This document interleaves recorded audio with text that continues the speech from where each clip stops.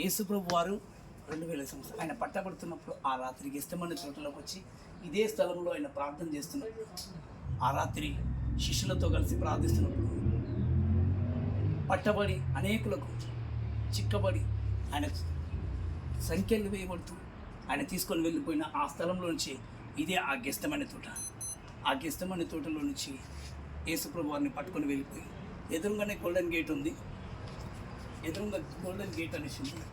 ఆ గేట్తో ముఖద్వారంలో నుంచి ఆయనను తీసుకొని వెళ్ళిపోయిండ్రు. ఎట్లనైతే ఆయనను తీసుకొని వెళ్ళిండ్రో అదే స్థలంలో నుంచి ఆయన మళ్ళీ తిరిగి వచ్చినప్పుడు అక్కడికే రాబోతున్నాడు.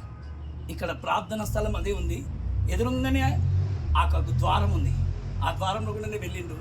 అదే మళ్ళీ తిరిగి వచ్చినప్పుడు కూడా అదే ద్వారం నుంచి ఆయన రాబోతున్నాడు. ఆయన చేసిన ప్రార్థన ఆయన స్థలాల్లో ఇంకా మనం ఉన్నాం. నిజంగా ఈ స్థలాన్ని గుర్తు తెచ్చుకుంటే ఇప్పటికి కూడా కన్నీలాగో మన కొరకు ఆయన ప్రభు చేసిన త్యాగం వర్ణించలేంది, ఘనపరచడకు కూడా మన పెదవులు సరిపోదు. ఎంతగా రుణపడి ఉన్నాం మనం. యేసయ్యా నీ పాదాలకు వందనాలు తండ్రి, నువ్వు మా కొరకు చేసిన త్యాగాన్ని మేము మర్చిపోలేము స్వామి. యేసయ్యా నువ్వు చేసిన మేలు మమ్మల్ని అందరినీ ఈ లోకాన్ని రక్షించడానికి దిగొచ్చి ఇక్కడ నుంచి చేసిన ప్రతి ప్రార్థనకు జవాబిచ్చావు తండ్రి. ఇక్కడ తండ్రి ప్రభు ఇంకనూ యెరూషలేము కొరకు ప్రార్థించమన్నావు తండ్రి. మేము కలిసి నువ్వు ఎంతగానో కన్నీళ్లు గార్చావు యెరూషలేము కొరకు ప్రభా. నీ రక్తాన్ని ప్రభా చెమటగా మారింది ప్రభా తండ్రి.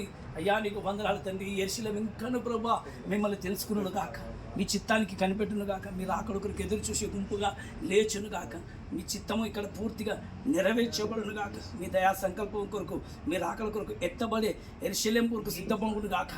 యేసు నామములో మేము కూడా అడుగుతున్నాము తండ్రి. ఆమేన్.